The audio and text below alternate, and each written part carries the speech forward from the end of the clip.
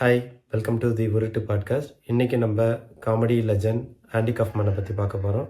Aunty கஃப்மேன் பற்றி ஒரு சின்னதாக ஒரு இன்ட்ரடக்ஷன் கொடுக்கணுன்னா, அவரோட ஃபேன்ஸ் 1974 அவர் இறந்து போனதே வந்துட்டு ஆண்டி கஃப்மேன் பண்ண ஒரு ப்ராங்க். அவர் திரும்ப உயிரோட வருவான்னு நினச்சிட்ருக்காங்க.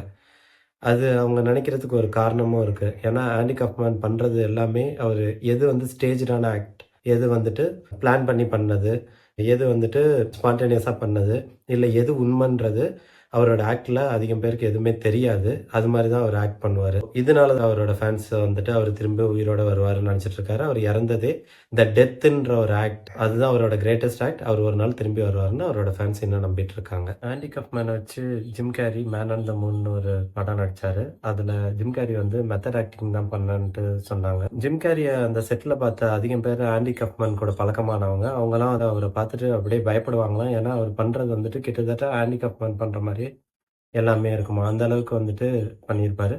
அந்த படத்தை போய் பாருங்க, சூப்பராக பண்ணியிருப்பார் ஜிம் கேரி. கிட்டத்தட்ட ஆண்டி கஃப்மேனோட வீடியோஸும் யூடியூப்ல இருக்கும்.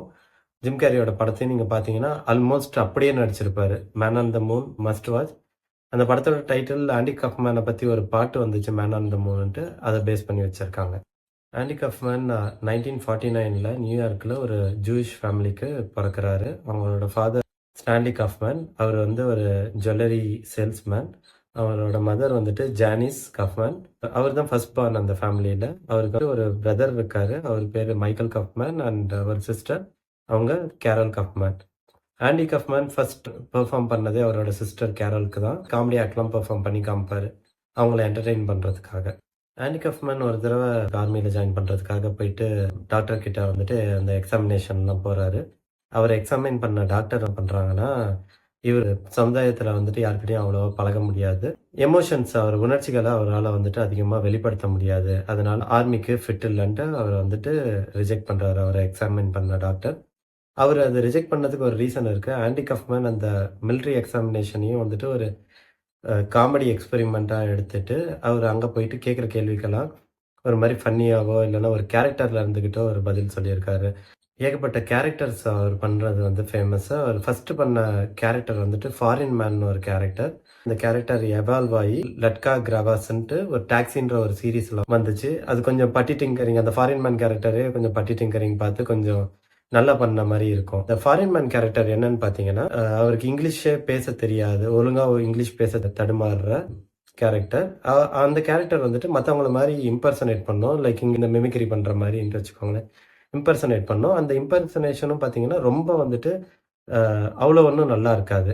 அது வந்து லிட்ரலாகவே வந்துட்டு ஆண்டி கஃப்மேன் வந்துட்டு அந்த கல்ச்சரல் டிஃப்ரென்ஸ் இருக்கவங்கலாம் எப்படி அமெரிக்காவில் வந்து சர்வை பண்ணுறாங்க, அது மாதிரி பண்ண ஒரு எக்ஸ்பெரிமெண்ட் மாதிரி இருக்கும் அந்த கேரக்டர். ஆண்டி கஃப்மேனோட இன்னொரு கேரக்டர் பார்த்தீங்கன்னா டோனி கிளிஃப்டன்னு. அவர் வந்துட்டு அதை அவரோட தனி பர்சன்னே ஆண்டி கஃப்மேன் சொல்லுவார். அது நிஜமாவே அவர் தனி பர்சன். ஆண்டி கஃப்மேன் தனி பர்சன், இவர் தனி பர்சன் சொல்லுவார். நான் சொல்லியிருக்கேன் இல்லையா, முன்னாடியே சொன்னேன் இல்லையா, அவர் இதில் எது ஸ்டேஜ்டு எது உண்மைனே தெரியாது. சில ஸ்டேஜ் வந்துட்டு எல்லாருக்கும் ஸ்டேஜ்டுனே தெரியும். ஆனால் வந்துட்டு அவர் உண்மையாகவே அவர் வந்துட்டு அதை உண்மையாகவே நம்பி பண்ணிட்டு இருப்பார். அப்படி ஒரு கேரக்டர் தான் இந்த டோனி கிளிஃப்டன்ற கேரக்டர்.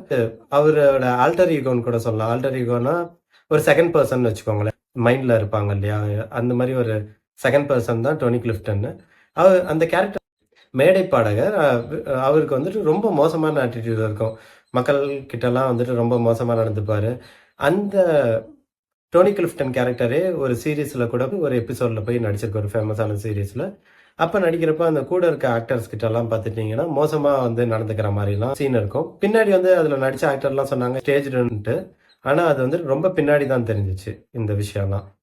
ஸோ இந்த டோனி கிளிஃப்டன் கேரக்டர் வந்துட்டு சில டைம் இவரால் வந்துட்டு அந்த மேடையில் போய் பாட முடியல சமயத்தில் வந்துட்டு இவரோட கலீக்ஸை இல்லைனா இவரோட ஃப்ரெண்ட்ஸ் எல்லாம் வந்துட்டு அதே டோனி கிளிஃப்டன் கேரக்டர் போட்டு அனுப்பி விடுவாராம் அவர் ஸ்டேஜுக்கு பெர்ஃபார்ம் பண்ணுறதுக்கு, அவருக்கு கவர் அப் பண்ணுற மாதிரி. ஆண்டி கஃப்மேன் ஒரு க்ளவுனாகவும் பண்ணியிருக்காரு, அது அவரோட இன்னொரு ஃபேமஸ் கேரக்டர். அப்புறம் எல்விஸ் பிரெஸ்லின்ட்டு ஒரு ஐகானிக் சிங்கர், அதிகம் பேருக்கு தெரிஞ்சிருக்கும். ஸோ அவர் மாதிரி இம்பர்சனேட் பண்ணதெல்லாம் ரொம்ப ஃபேமஸ். சொன்னோம் இல்லையா, அவர் பண்ணுறதெல்லாம் நம்ப முடியாத மாதிரி தான் இருக்கும். பாதி இது எது ஸ்டேஜ்டுன்னு தெரியாது, எது வந்துட்டு உண்மைன்னு தெரியாதுன்ட்டு. அது மாதிரி அவர் பண்ண ஒரு ஆக்ட் வந்துட்டு அப்பப்போ ரெஸ்லிங் ரிங் உள்ளார போயிட்டு ஆடியன்ஸில் இருக்க விமனை வந்துட்டு கூப்பிட்டு அவங்க கூட ஃபைட் பண்ணுவார். அவர் வந்துட்டு அவரையே வந்துட்டு இன்டர்ஜெண்டர் சாம்பியன்னும் கிளைம் பண்ணியிருக்காரு. இந்த பெண்களை ஃபைட் பண்ணுறப்ப என்ன பண்ணுவார்னா, அதில் வந்துட்டு எது ஸ்டேஜ்டு ஸ்பான்டேனியஸாக பண்ணது, அப்புறம் நீ எதிர்பாராத மாரி ஒவ்வொரு அவுட்கமும் வரும். அது மாரி கிளிப்ஸ்லாம் கூட YouTubeல இருக்கு. நீங்க போய் பாருங்க. ஆண்டி கஃப்மேனும் அந்த ரெஸ்லர் நம்ப 90ஸ் கிட்ஸ்க்குலாம் தெரிஞ்சிருக்கவங்க உட்காந்து பேசிட்டு இருப்பாரு. ஜெர்ரி லாயரோ அவரும் ஆண்டி கஃப்மேனும் லைவ் இன்டர்வியூலயே வந்துட்டு சண்டை போட்டுருக்காங்க. ஆண்டி கஃப்மேன் அவர அறையிற மாரி, இவர் பதிலுக்கு போய் அறையிற மாரி. அது பின்னாடி தான் இறந்ததுக்கு அப்புறம் தான் ஜெர்ரி வந்து சொன்னாரு, ஆண்டி கஃப்மேன் வந்துட்டு என்னோட நல்ல ஃப்ரெண்டு. அதெல்லாம் வந்து ஸ்டேஜ் ஆக்டர்ன்ற மாரி. ஸோ, அது மாரி தான் நான் சொல்றேன். ஆடியன்ஸ்க்கு வந்துட்டு எது ஸ்டேஜ்டு ஆக்ட், எது உண்மைன்றது தெரியாத அளவுக்கு வந்துட்டு அவரு பெர்ஃபார்மன்ஸ் இருக்கும். அதுதான் ஆண்டி கஃப்மேனோட ஸ்பெஷாலிட்டி. ஆண்டி கஃப்மேன் ஒரு தடவ வந்து ஸ்டேஜ்லயே பெர்ஃபார்மன்ஸ் பண்ணாத, உட்காந்து ஃபுல்லா ஒரு புக்க உட்காந்து படிச்சிருக்காரு. ஆடியன்ஸ் எல்லாம் கடுப்பாயி போயிருக்காங்க. அதுவும் வந்துட்டு அவரோட காமெடி ஆக்ட்ல ஒரு பார்ட்டுன்னு சொல்லியிருக்காரு. அப்புறம் இன்னொரு தடவ ஸ்டேஜ்லயே படுத்து தூங்கியிருக்காரு. அதுவும் வந்துட்டு அவரோட காமெடி ஆக்ட்ல வந்துட்டு ஒரு பார்ட்டு அப்படின்றது வந்து பின்னாடி எல்லாரும் சொல்றாங்க. ஸோ ஆண்டி கஃப்மேன் அது மாரி தான். அவரு பண்ற வினோதமான ஆக்ட்லாம் ahead of his time. Andy கஃப்மேனோட காமெடியும் இப்ப வரைக்கும் எல்லாரும் என்ன சொல்றாங்கன்னா, அவரோட காமெடியெல்லாம் அப்ப யாரும் புரிஞ்சுக்கலன்ற மாரி தான் சொல்றாங்க. ஆண்டி கஃப்மேனுக்கு ஃபேமஸ் கேட்ச் ஃப்ரேசஸ்லாம் அவருக்கு இருக்கு. அதுல ஒண்ணு "தேங்க் யூ வெரி மச்" அப்படின்னு அவரோட ஆக்சென்ட் வந்து பயங்கரமா இருக்கும். நீங்க அத ஜிம் கேரியும் மேன் ஆன் த மூன்லயும் பண்ணியிருப்பாரு. அந்த ஃபாரின் மேன் கேரக்டர் தான் இந்த "தேங்க் யூ வெரி மச்" அப்படின்ற ஃப்ரேஸ வந்து அடிக்கடி யூஸ் பண்ணும். அதிகமா யூஸ் பண்ற ஒரு ஃப்ரேஸ் "ஐ அம் ஃப்ரம் காஸ்பயர்" அப்படின்னுவாரு. அந்த ஃபாரின் மேன் கேரக்டர் இருக்கு இல்லையா? அந்த கேரக்டர் வந்துட்டு அந்த காஸ்பயர்ன்ற ஐலாண்ட் அது வந்து ஒரு கற்பனையான ஐலாண்ட். அங்கருந்து வந்திருக்கதா இவரு அடிக்கடி அந்த ஃப்ரேஸ யூஸ் பண்ணுவாரு. அப்புறம் 3ஆ வந்துட்டு அவரோட கேட்ச் ஃப்ரேஸ்ல ஃபேமஸானது வந்து "I am just a song and dance மேன்ன்ற கேட்ச் ஃப்ரேஸ். அது எதுக்காக சொல்றாருன்னா, அவர் வந்துட்டு ட்ரெடிஷ்னலா எல்லாரும் பண்ற மாரி காமெடி பண்ணாத, அவரோட காமெடிலாம் வந்து பெர்ஃபார்மன்ஸ் பேஸ்ல இருக்கும் அவரோட ஆக்ட்லாம். ஸோ, அத வந்து குறிக்கிறதுக்காக அவர் வந்துட்டு, "I am just a song and a dance man" அப்படின்னு சொல்லுவாரு அடிக்கடி.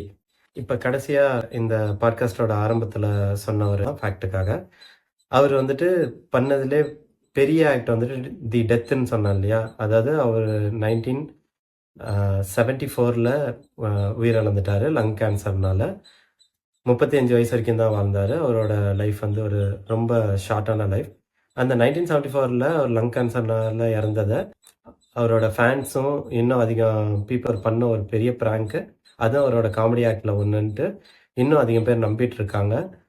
அவர் திருப்பியும் உயிரோட வருவாருன்னும் அதிகம் பேர் நம்பிட்டு இருக்காங்க. நீங்க இத போய் கூகுள் பண்ணீங்கன்னா, இல்ல YouTubeல பார்த்தீங்கன்னா, இத பத்தின அதிக வீடியோஸ் கிடைக்கும். போய் பாருங்க. ஆண்டி கஃப்மேன் அவர் எல்லாரும் சொல்ற மாரி, he is really ahead of his time. அதனாலயே அவரோட காமெடி அதிக இடத்துல வந்துட்டு போய் சேராம இருந்துச்சு. அப்புறம் அவர் இறந்ததுக்கு அப்புறம் இப்ப வந்துட்டு அவர பத்தி அதிகம் பேர் பேசுறாங்க. 1999ல நான் சொன்ன மாரி Jim Carrey, the man on the மூன்ன்ற ஒரு படம் வந்து ஆண்டி கஃப்மேனா போர்ட்ரேட் பண்ணியிருக்காரு. அ அந்த சொல்ற மாரி அவர் அப்படியே வாழ்ந்திருப்பாரு ஆண்டி கஃப்மேனா. ஸோ போய் அந்த படத்த போய் பாருங்க. அண்ட் சப்ஸ்கிரைப் டூ தி உருட்டு சேனல். சப்ஸ்கிரைப் பண்ணுங்க, ஷேர் பண்ணுங்க, கமெண்ட் பண்ணுங்க அண்ட் லைக் பண்ணிருங்க. Thank you.